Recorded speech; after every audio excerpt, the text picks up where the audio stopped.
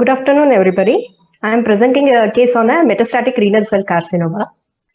Metastatic tumors to the oral cavity are uncommon and represent approximately 1% of all the oral malignancies and 3% of the adult cancer. And renal cell carcinoma is the third most common neoplasm to metastasize to the oral cavity, and it commonly seen in males with a predilection for the 5th and the 7th decades. Gingiva is the commonest site for the intraoral metastasis. Metastatic renal carcinoma to gingiva is an extremely rare event and is usually associated with the involvement of the other internal organs. And in the most of the cases, it is detected during the late stage of the disease with a poor prognosis. In our case, the lesion mimicked the benign gingival lesion, which was later diagnosed as a renal cell carcinoma, metastasizing to the gingiva, which makes it unique.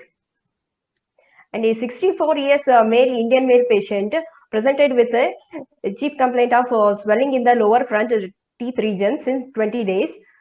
Patient noticed a swelling 20 days back, which was initially small in size and gradually progressed to the present size, not associated with any difficulty in having food or swallowing, and history of bleeding while brushing, which gradually subsided on its own.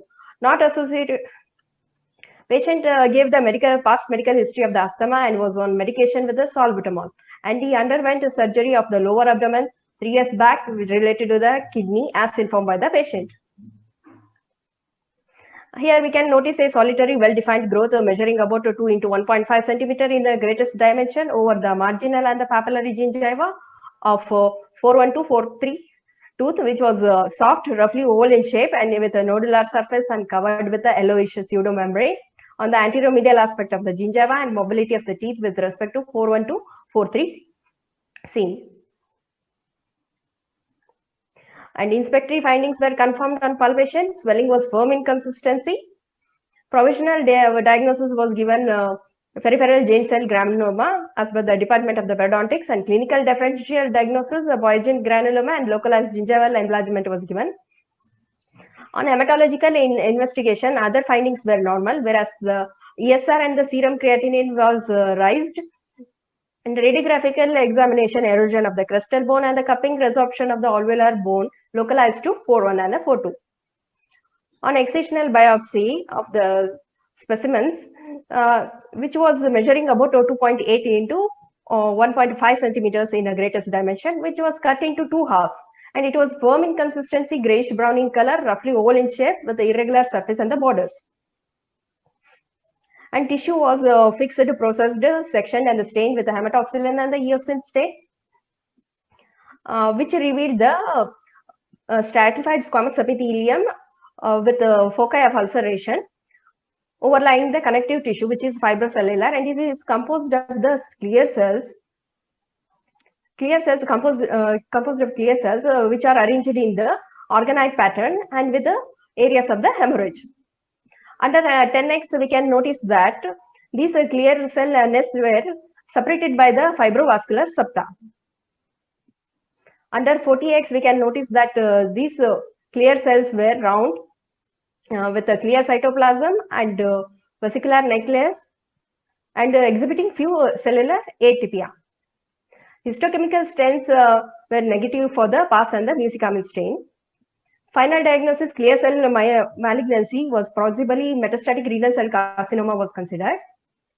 Differential diagnosis was ruled out histopathologically and by the histochemical stains. And the clear cell myoepithelial carcinoma, which shows the composed of more uniform and blank population of lesser amount of the clear cytoplasm and the pleomorphism. Clear cell epithelial myoepithelial carcinoma shows the biophasic pattern and it has a small blood vessels running between the tumor cells.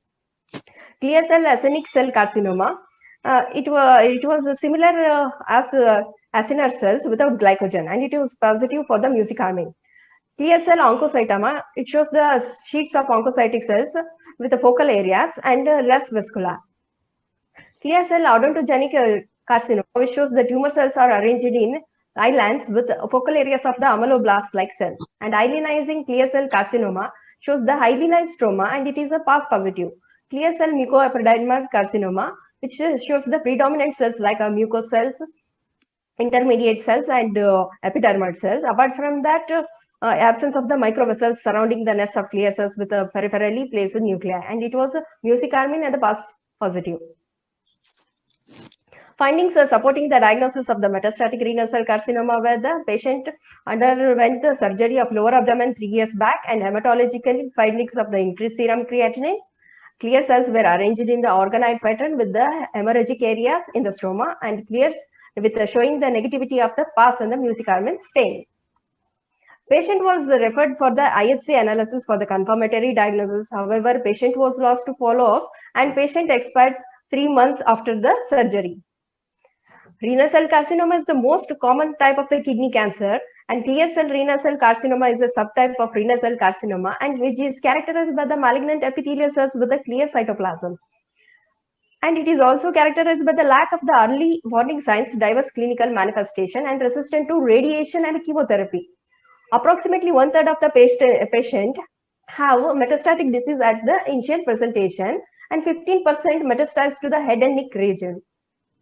Malignant cells may be entrapped by the rich capillary network of the chronical gingiva, which extravasate easily through the leaky blood vessels, and this microenvironment condition favors the colonization and the progression of the metastatic cells.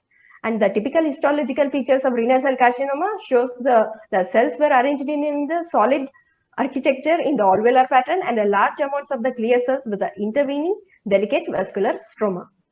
I conclude that saying that the benign oral and the inflammatory lesions in an individual with the renal cancer should be thoroughly evaluated to rule out the metastasis to the oral cavity, as these lesions are the indicative signs, initial signs of the underlying malignant tumors, and the diagnosis is very rare and quite challenging to the clinician as well as the pathologist. And so the thorough clinical and the histopathological evaluation must be done too for the definitive diagnosis, prognosis, and the further therapeutic evaluation, and thereby it will improve the quality of the life.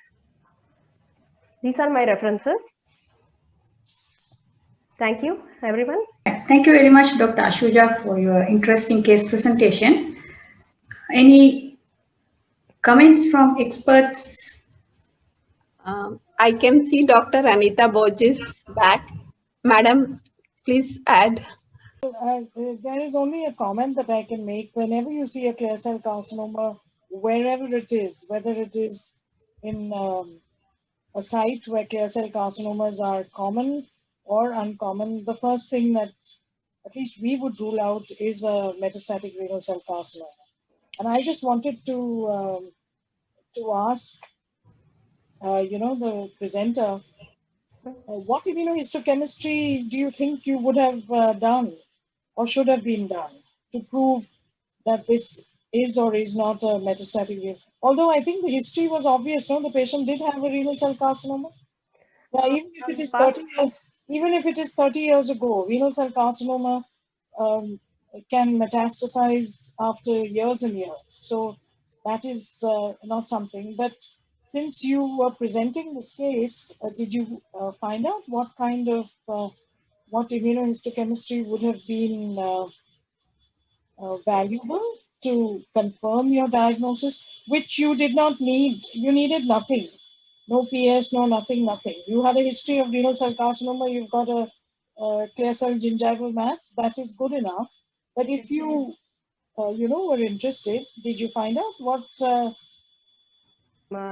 For renal carcinoma, we can do the PAX-8 and CD10 and renal cell antigen carcinoma antigen immunohistochemistry. Yeah. And to rule out the salivary glands, we can do the S100 and the calphonin and the epithelial membrane antigen. Yeah, yes, this is a lot of it is theoretical, but you were absolutely right. We don't need to do anything. You've got a clear cell tumor anywhere, you just have to do a PAX-8. And if it is positive, it's almost always diagnostic of a renal cell carcinoma, because there are very few other clear cell tumors that would express PAX-8. That's good. All right, but can I ask you, why did this patient die so soon? Ma'am, actually, we didn't got to follow up the patient, and actually, I think it was already metastasized to all the organs. But I'll tell you something about renal cell carcinoma. It was a last stage. Patients live an extraordinarily long life with or without metastases. So just having metastasis in a renal cell carcinoma does not mean that the patient is going to die, whether it's one metastasis or many metastases, unless the lungs are flooded with metastases. Bone metastases are, or even soft tissue metastases are quite common. So it's just curious, I'm curious as to why this patient died. Ma'am, actually, I think we found out in the late stage with and we have seen in the theoretically that it most commonly found at the late stage and with a poor That's prognosis. right. But and that's exactly what I'm telling you. You have to, Yes, ma'am. renal cell carcinoma with metastases, widespread metastases, do not die in a very short period of time. It's one of those few cancers where you may have metastases in bones and other places, provided they are not, the lungs are not full of metastases, then these patients live for a long time. That's all that I want to say, that it's an odd kind of tumor where you may not get metastases for years and years. And even if you do have metastases, they don't necessarily die very quickly. Okay? Okay, ma'am. Thank you.